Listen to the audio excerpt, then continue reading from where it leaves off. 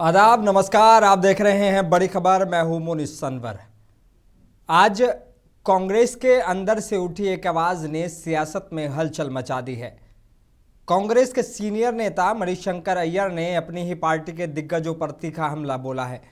शशि थरूर पर विदेश मंत्री बनने की महत्वाकांक्षा का आरोप लगाया, पवन खेड़ा को कठपुतली बता दिया और जयराम रमेश पर नौकरी बचाने की राजनीति करने का तंज कसा। क्या ये कांग्रेस के अंदरूनी मतभेदों का खुला प्रदर्शन है?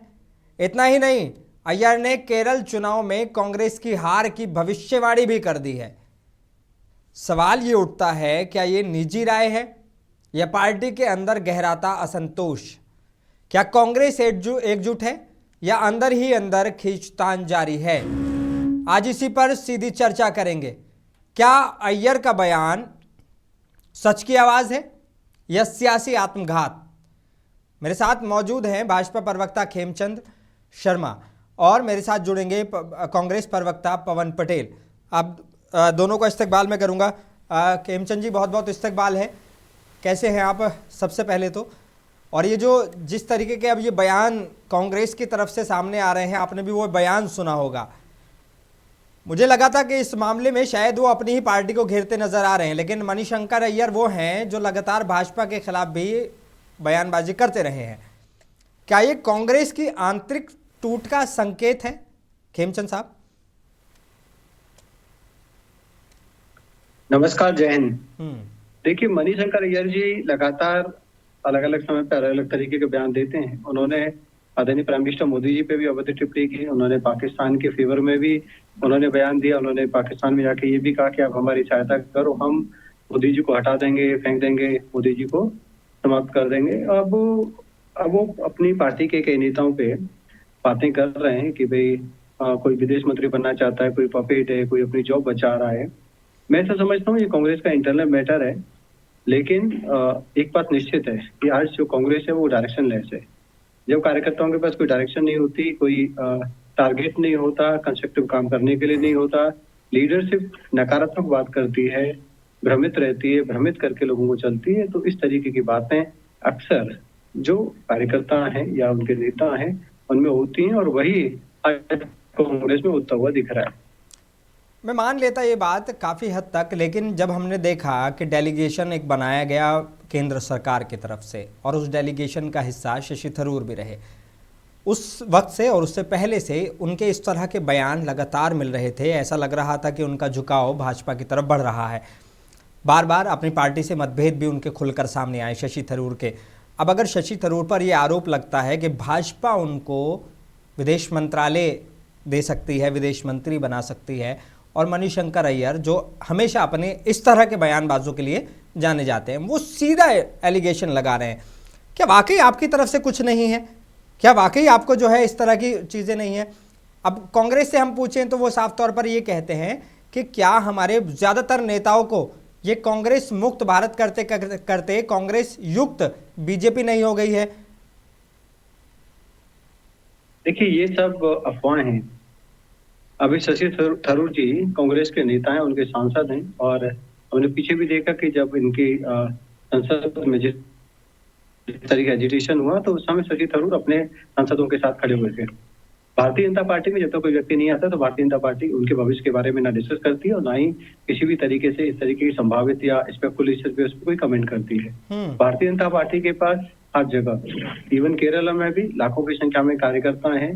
त्रिवेंद्रम में भारतीय जनता पार्टी के कार्यकर्ताओं की मेहनत की वजह से, अथक प्रयासों की वजह से आज वहां पे नगर पालिका में भारतीय जनता पार्टी के कार्यकर्ता आज नगर पालिका को शासित कर रहे हैं। वहां पे अब सुशासन का राज शुरू होने वाला है। जब त्रिवेंद्रम में अच्छा काम होगा, अच्छी सेवाएं दी जाएंगी तो उसका मैसेज पूरे केरल में जाएगा।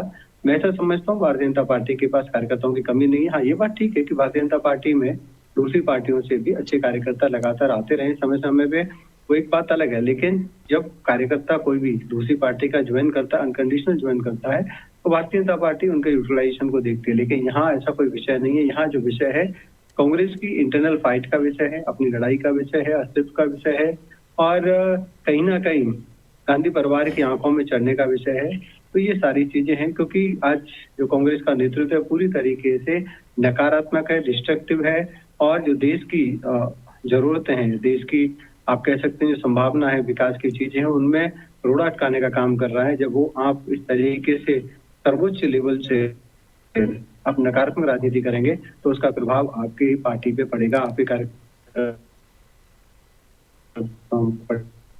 केरल चुनाव का उन्होंने जिक्र किया और केरल चुनाव में वो साफ तौर पर कह रहे थे कि कांग्रेस हार जाएगी।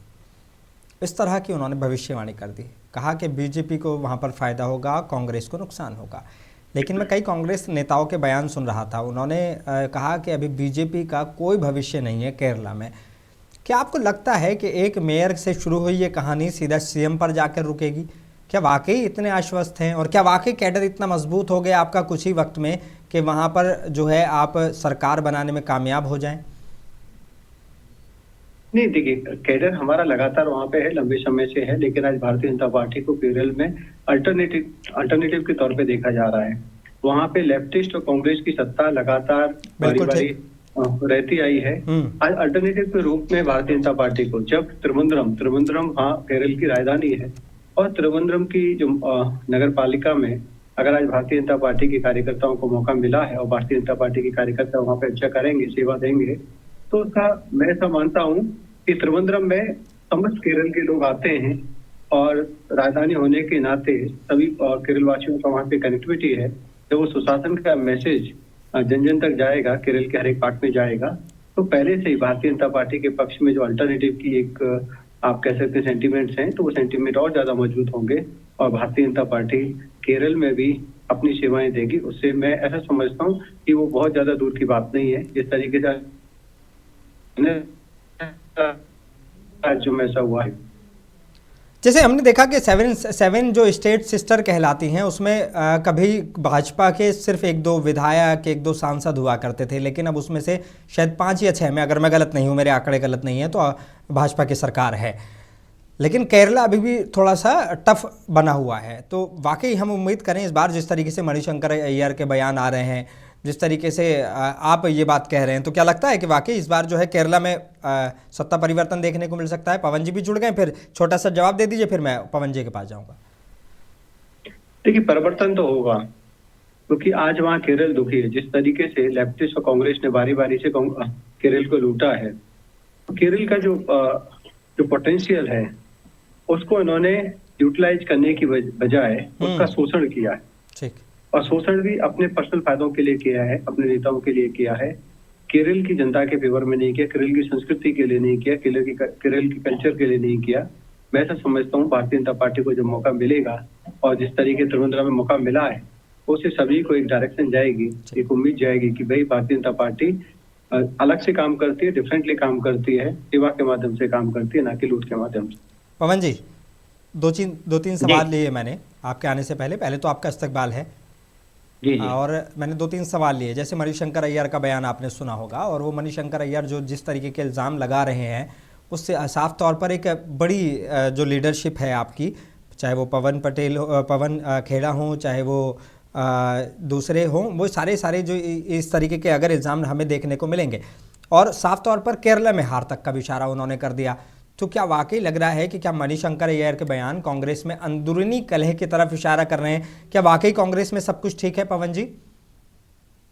देखिए, कांग्रेस में सब कुछ ठीक है। मणिशंकर जी जो बयान दे रहे हैं वो उनका इंडिविजुअल बयान है, कोई ऑफिशियल प्रवक्ता नहीं है, कांग्रेस पार्टी का कोई बयान नहीं है, अधिकृत बयान नहीं है। ठीक है। पवन खेड़ा जी के मामले में जो बोल रहे पूरी दुनिया देख रही है कि पवन खेड़ा अकेला वो बंदा है जिससे भारतीय जनता पार्टी पे भारी है, सच को लेकर के जिस तरह आ रहा है। उनके बयान की बात करने का तो कोई मतलब नहीं। उनका इंडिविजुअल बयान हो सकता है, किसी मामले में किसी की राय हो सकती है। कांग्रेस पार्टी में ये लोकतंत्र है कि हर व्यक्ति अपनी बात को कर सकता है। भारतीय जनता पार्टी में कभी ऐसा नहीं है अमित शाह और मोदी के खिलाफ कितना भी गलत कर ले, किसी माइकल लाल में या किसी भारतीय जनता पार्टी के नेता में हिम्मत नहीं कि बोल दे कि मोदी जी ने गलत किया है। चाहे कोई भी गलती कर ले, चाहे कितना भी खराब बयान दे ले, तो तानाशाही का संविधान है, यहाँ पे लोकतंत्र है, उसी का एक वानगी कह सकते हैं आप। और जो आदरणीय अभी खेमराज जी बड़ा बोल रहे थे कि परिवर्तन तो होगा, मुझे लगता है वहां नहीं, पूरे देश में परिवर्तन होगा। भारतीय जनता पार्टी ने जिस तरह झूठ और फरेब की राजनीति की थी, जिस तरह बड़े बड़े झूठे वादे किए थे, जिन वादों में सपनों के सौदागर बनकर के जो आए थे, मुंगेरी लाल के हसीन सपने जो इस देश और प्रदेश के कई प्रदेशों की जनता को जो दिखाया था, वो सपने अब टूटने का टाइम आ गया है। एक भी सच सपने नहीं हुए हैं, तो इसलिए परिवर्तन तो आप पूरे देश में परिवर्तन होगा, ये आप नोट करके रख लीजिए। और अभी लेकिन बड़े पवन खेमचंद जी खेड़ा ने जैसे बोला, नेता को जो लगातार अपने मतलब जबरदस्त बयानों को लेकर जाने जाते हैं, अभी हाल ही में उन्होंने जो प्रेस कॉन्फ्रेंस की एप्स्टीन फाइल को लेकर या दूसरे मसलों को लेकर वो मतलब उसकी बड़ी तारीफें हो रही थी पॉलिटिकल जगत में। तो अय्यर को ने जो पवन खेड़ा को कठपुतली कहा, क्या पार्टी इस बयान पर अनुशासनात्मक कार्रवाई करेगी? क्योंकि वो तो साफ तौर पर कह रहे हैं कि मुझे निकालने का हक सिर्फ मल्लिकार्जुन खड़गे को है। नहीं, मल्लिकार्जुन खड़गे जी अध्यक्ष हैं, तो उस नाते तो हर व्यक्ति का मेन डिसीजन तो उन्हीं का होता है। जो कार्यकारिणी होगी, जो अनुशासन समिति होगी, वो अपना रिव्यू करेगी और उसके हिसाब से निर्णय लेगी। हमने बताया ना, हमारे लोकतंत्र एक सिस्टम के हिसाब से काम करता है, तानाशाही के हिसाब से नहीं करता है। कि अगर किसी ने, हमने बोला इनके यहाँ कोई भ्रष्टाचार करता रहेगा, उसको कोई हिम्मत नहीं कोई बोल सके। कभी इस्तीफा देने की बात नहीं करेंगे, सेना की मान की बात करेंगे, इनका मंत्री सेना का अपमान कर देगा, फिर भी सुप्रीम कोर्ट बार बार मना करेगा, उसके बाद भी उसको रखे रहेंगे। तो इनके यहाँ तानाशाही और दबाव, जो स्टीफन फाइल की बात कर रहे हैं, वो फाइल का जो फार्मूला है ना, वही फार्मूला इनके यहाँ भी है। ये भी कुछ ना कुछ नस पकड़े हुए हैं। जैसे मध्य प्रदेश के विजय शाह मंत्री मोहन उनके यादव जो चीफ है, उसका कोई नस पकड़ा होगा, वो भी कोई फाइल लिया होगा, जिस फाइल को दिखाता है कि तुम अगर मेरे को हटाया तो फाइल सार्वजनिक कर दूंगा। तो इसी फार्मूले पे, इसी फंड से भी काम करते हैं। अभी खेमराज जी बड़े बोल रहे हैं कि इतने दिन तक हमने देश को लूटा है। तो कोई अगर लूटता है, डाकू हो कोई भी, लूट के कहीं ना कहीं तो इकट्ठा करता है ना धन, कहीं ना कहीं तो संचय करता है, कहीं ना कहीं वो लूट का माल दिखता है। तो दिख तो भाजपा की तरफ रहा है, भाजपा की बैलेंस में दिख रहा है, भाजपा के बैंक अकाउंट में दिख रहा है, भारतीय जनता पार्टी के इतने बड़े बड़े 5 स्टार कार्यालय हो गए, वहां दिख रहा। लूटी कांग्रेस और कब बैंक बैलेंस भाजपा का बढ़ रहा, लूटी कांग्रेस और भाजपा के 5 स्टार कार्यालय बन रही है। बड़ा चमत्कारिक बात है, इसका निराकरण नहीं बता सकती कौन सा चमत्कार है, कौन सा मैकेनिज्म है। पूरे लोगों, युवाओं को रोजगार दे रहे हैं, युवाओं को दुख दर्द को दूर कर रहे हैं, लेकिन पूरा वो दुख दर्द सिर्फ जय शाह का दूर हो रहा है। शशि थरूर को तो विदेश मंत्री तक बनने के लिए कह रहे हैं कि उनको जो है विदेश मंत्रालय की चाह है और यही वजह है। और बाकी दोनों नेताओं के लिए जो कुछ कहा वो आपने देखा ही है। नहीं देखिए, अब विदेशी, अब हो सकता है अय्यर साहब से उन्होंने बोला हो, विदेशी मंत्रालय का किया हो, जो भी हो, मोदी से क्या डील हो रही क्या नहीं हो रही है भगवान जाने। लेकिन देखिए, शशि थरूर जो है वो जितने काबिल व्यक्ति हैं, जितना उनको नॉलेज है, जितना उनको जानकारी है, उस जानकारी के हिसाब से अगर भारतीय जनता पार्टी वाले तो सोचते उनके पास उनका खुद का तो कुछ है नहीं, सब जो है दूसरों से आयातित लोग हैं। चाहे इनके पुराने नेताओं को ले लो, अब चाहे नए नेताओं को ले लो, चाहे इनकी सत्ता बनी, ये बोलते थे हम कांग्रेस मुक्त भाजपा कहेंगे और हमने कांग्रेस युक्त भाजपा कर दी। तो भारतीय जनता पार्टी के सपूके ये तो चाहते हैं कि जहां पे हम उन लोगों को ले सके। तो ये तो 24 घंटे इनका, मध्य प्रदेश में जब लोग ज्वाइन हो रहे थे तो इन्होंने एक न्यू ज्वाइनिंग कमेटी बना दी थी, उसका संयोजक बना दिया था नरोत्तम मिश्रा जी को। तो भारतीय जनता पार्टी हमेशा आपदा में अवसर खोजने का प्रयास करते हैं। मैं तो कहता हूं कि अगर आपने लूटा नहीं है, आपने देश की सेवा की है, आपने सब कुछ किया है, तो कहीं ना कहीं दिखना चाहिए, युवाओं को एहसास होना चाहिए, वो वाली सुख की अनुभूति होनी चाहिए जो जय शाह करते हैं। ये भारतीय जनता पार्टी का दोहरा चरित्र, अभी हर चीज सामने आ गई। अब ये फाइल में देख रहे, इतने नाम आ रहे, लोग बाहर इस्तीफे हो रहे यहाँ, लेकिन इनके मुंह से क्यों नहीं निकल रहा है कि क्या हुआ भैया, क्यों गए थे उसके पास, क्या करने गए थे, क्यों तुम्हारा नाम आया। ये सब चीज कोई नहीं, बिना मंत्री उसको मंत्री बना दिया आपने। तो इनका हमेशा ये जो फिल्म है, हम ये पहले पिक्चरों में देखा करते थे, इस तरह की ब्लैकमेलिंग होगी, इस तरह के लोगों को दबाव करेंगे, तुम्हारी ये फोटो दिखा देंगे अगर तुम ऐसा करोगे। यहाँ हकीकत में हो रहा है यही परिवर्तन। ठीक है खेमचंद जी, पहला तो कि परिवर्तन जरूर होगा, केरला में नहीं होगा, पूरे भारत में होगा। दूसरा वो कह रहे हैं कि कुछ ना कुछ तो नब्ज है, जो चीज़ें ये पकड़ी हुई है ना, इसी वजह से ये सारा संकट आ रहा है। तीसरा मामला, मैं कई सारे बीजेपी नेताओं के बयान सुन रहा था, वो कह रहे थे कि भाजपा ये मानती है कि कांग्रेस में अब नेतृत्व संकट गहराता जा रहा है और ये उनके नेताओं को पता चल रहा है, तो ये बयानबाजी तो होगी। देखिए, जो अभी नब्ज की बात हमारे मित्र कर रहे थे, तो जिसका जैसा एक्सपीरियंस रहता है वो वैसी ही बातें करता है। जिस तरीके से कांग्रेस की नब्ज पकड़ के बहुत सारे लोग कांग्रेस को ट्विस्ट करते थे, और आज भी राहुल गांधी जी, जॉर्ज सोरोस जैसे लोगों के कहने पे और उनके एजेंडा के हिसाब से भारत विरोधी बयानबाजी करते हैं। तो उनको ऐसा लगता है कि बीजेपी के साथ भी ऐसा होता होगा, लेकिन भारतीय जनता पार्टी के साथ ऐसा नहीं होता। न ही भारतीय जनता पार्टी ऐसी चीजों को होने देती, क्योंकि भारतीय जनता पार्टी में कौन कार्यकर्ता कब क्या पोजीशन पे रहेगा वो ऑर्गेनाइजेशन डिसाइड करता है। जो कार्यकर्ता को खुद अपनी पोजीशन का नहीं पता, तो वो वहां पे इस तरीके की गारंटी लेके, जिस तरीके की गांधी परिवार में गारंटी है, तो नब्ज पकड़ के परमानेंट पार्टी को या पार्टी की कमिटमेंट किसी को दे नहीं सकता। अब रही बात भारतीय जनता पार्टी की कार्यालय बन रहे हैं, तो भारतीय जनता पार्टी के पास करोड़ों कार्यकर्ता है, उन्होंने डोनेशन दिया है, हर साल डोनेशन देते हैं। 11 फरवरी को पंडित दीनदयाल उपाध्याय जी का शहीदी दिवस होता है, जिस दिन उनका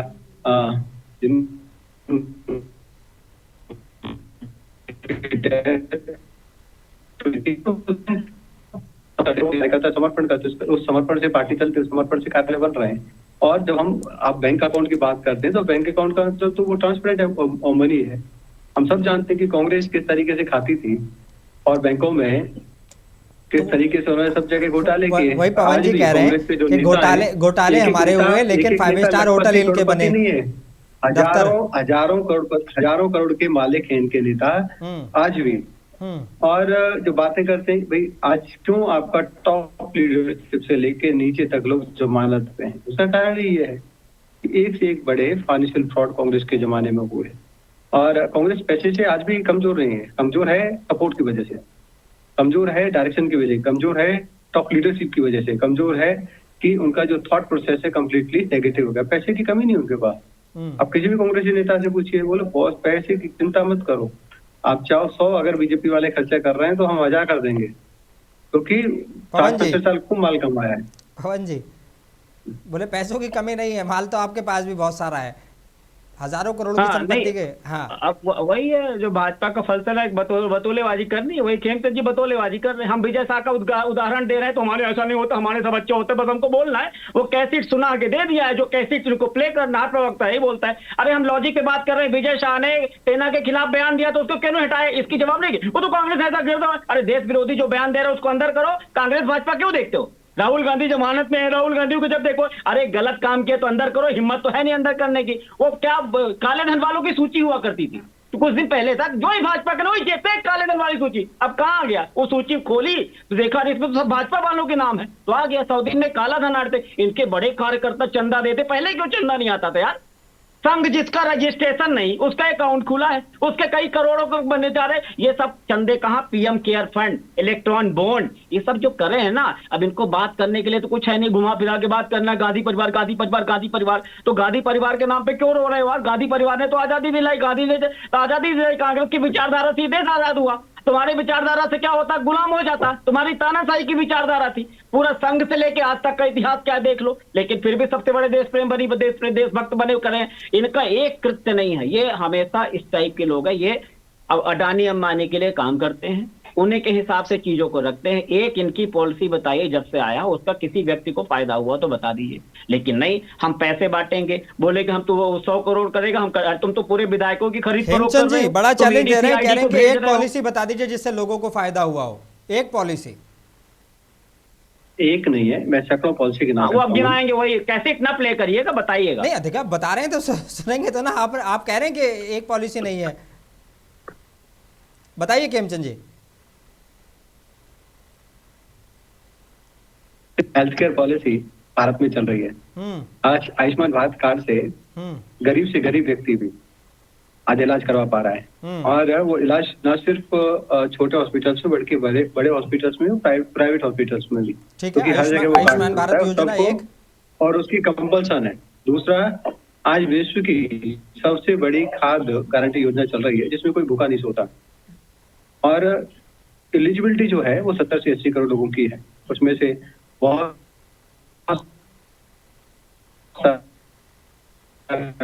यूटिलाइजेशन कर रहे हैं। और ये है खाने के लिए, बल्कि वो अपने गाय भैंसों को भी उसके थ्रू सपोर्ट कर पा रहे हैं और ज्यादा मिल्क ले पा रहे हैं, ज्यादा उनको फायदा मिल पा रहा है।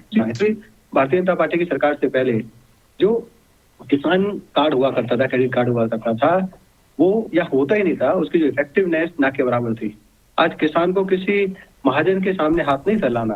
आज किसान को 2 रुपए के ब्याज, 3 रुपए का ब्याज, 4 रुपए का ब्याज, 5 रुपए के ब्याज के हिसाब से पवन जी अब तो 4-5 बता दी, वो अपना तो कह रहे थे क्रेडिट कार्ड के साथ जाता है बैंक में, 4% पर एनम के हिसाब से उनको पैसा मिलता है और उससे वो यूटिलाइज। मैं अभी बता दूं पवन जी, मैं अभी आप बोलोगे, देखिए लगातार मत चालू करो, मैं बता रहा हूँ। देखिए हाँ। अभी इनका ये अचीवमेंट मानते हैं कि 140 करोड़ में 80 करोड़ लोगों के पास ऐसी हैसियत नहीं है कि 2 टाइम का खाना उनको मुफ्त में देते हैं। इनका मंत्री बोलता जो हम फोकट में देते हैं, इनका एटीट्यूड है। आप ये सोचो कि इस तरह का इन्होंने जीवन यापन ऐसा बना दिया कि 80 करोड़ लोग भारतीय जनता पार्टी के सरकार के भूख जब वो दे तब हम उसका पेट भरे, उसके उत्थान के लिए क्या किया इन्होंने। अरे हम कहते हैं ये अचीवमेंट तब होता कि जब वो 80 करोड़, अभी साथ में बोलेंगे स्ट्रैटेजी नंबर 2 है, स्ट्रैटेजी नंबर 2 है कि भी जब पोल पट्टी खुलने लगे तो साथ में बोलते हो, हमें कहते हैं 80 करोड़ लोगों का। अब जब सुन लो यार, अब आप 4-5 गिना दिए ना, तो 4-5 गिना दिए तो उसका भंडार तो बोल दो। जब ये समस्या ये बोलते रहिए, अब क्या बोले, इनको रोकिए ना। अब बोलिए, ठीक है, जब उसका एक का जवाब ठीक है पवन जी बोलिए। देखिए तो ये 80 करोड़ लोग को देके इसमें पीठ ठोक रहे हैं, इसका निराकरण लिखिए। अब किसान कार्ड, पता नहीं कौन से किसान कार्ड की बात कर रहे हैं। अरे चलो हकीकत का कार्ड हम दिखाते हैं। 27 रुपए किसानों की प्रतिदिन की आय थी, वो 27 रुपए में जैसा का घर चल जाएगा। जो किसानों की पीठ ठोक रहे हैं वो 27 रुपए पर डे में। अरे किसान को खाद नहीं मिले। अरे खेमराज जी सुनिए, न्यूज पेपर अभी दिखाएं, सुनिए, अरे यार न्यूज पेपर की कटिंग दिखाएं। अरे 750 किसानों के हत्या करने का दोषी हो तुम लोग यार। बात करते हो 750 किसानों को शहीद कर दिया और बात करते हैं देश को आपने गुलाम किया। आप साथ में बोलते रहो वोट चोर गद्दी छोड़, वोट चोर गद्दी छोड़। हम भी साथ में बोले, अब क्या कर सकते हैं जब आप नहीं सुनोगे तो, है ना। वोट चोरी करके जीतते हो, वोट क्यों चोरी करते हो? जनता आप पे विश्वास नहीं करती। फाइल में कैसे नाम आया? आपका भी नाम है क्या एफस्टीन फाइल में? खेमराज जी आप भी कहते हैं एफस्टीन फाइल में, आप भी कहते क्या? आपका नाम भी क्या उसमें? एफस्टीन फाइल में आप भी कहते क्या? नाम लिख सकता है। अगर आप भी कहते क्या एफस्टीन फाइल में? रिसीव कर रहे हैं, मिल रहे हैं, फाइल में आपका भी नाम था क्या? ट्रेड डील ऑफिशियल विजिट पे गए थे उसके टापू में, उसके आइलैंड में ऑफिशियल विजिट करने गए थे। कौन सी ऑफिशियल विजिट? कौन सी ऑफिशियल विजिट? कौन सी ऑफिशियल विजिट? होता तो शायद एफस्टीन फाइल वाले दोषियों गद्दी छोड़ो, गद्दी छोड़ो,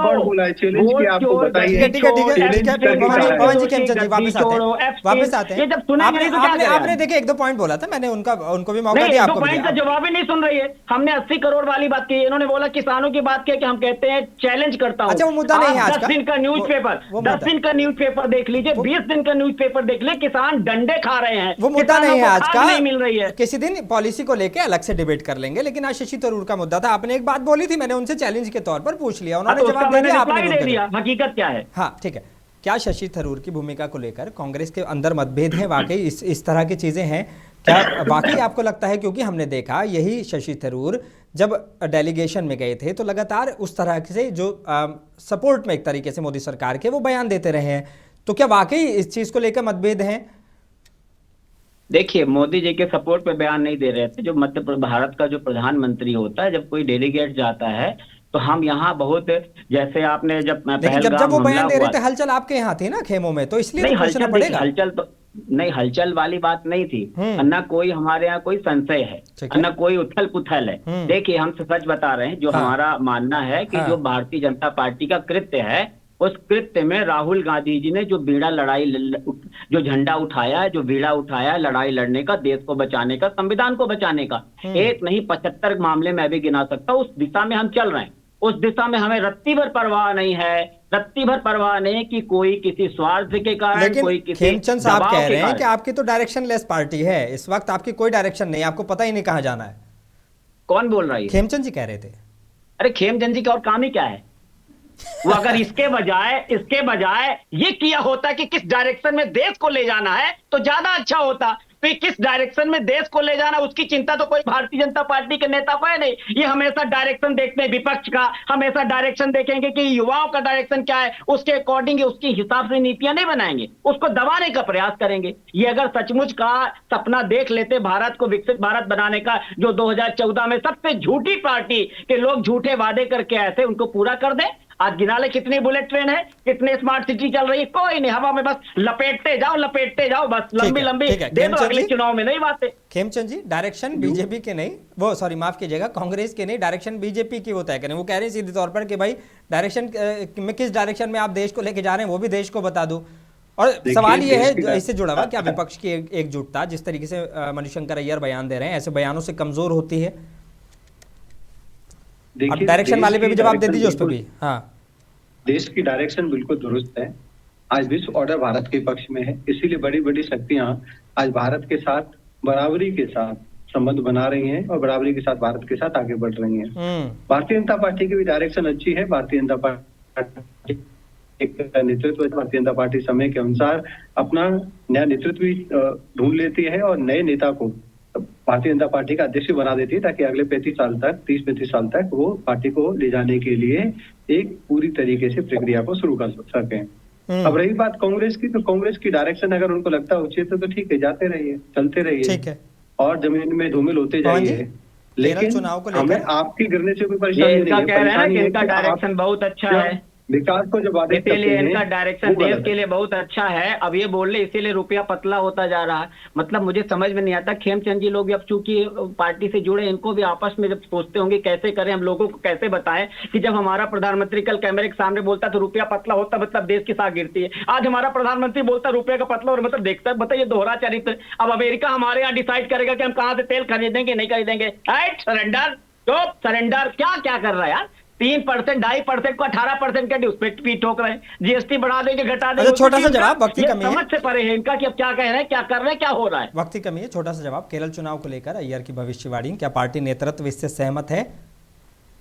कोई भविष्यवाणी नहीं, पार्टी नेतृत्व राहुल गांधी के मंशानुसार काम कर रहा है। और जिस दिन निष्पक्ष चुनाव हो जाएगा, जिस दिन जो आप चुनाव आएगा, उनका जो ज्ञानेश कुमार जी हैं, जिस दिन निष्पक्षता से चुनाव करा लेंगे, उस दिन आप देख लीजिएगा भारतीय जनता पार्टी के हर नेता की जमानत जब्त हो जाएगी। और जिस दिन मैंने खेमचंद जी से सवाल पूछा था तो उन्होंने कहा कि देखिए हमने मेयर बनाया है और हमारी पार्टी इतनी मजबूत है कि वहां से सीएम तक का भी सफर तय कर सकती है।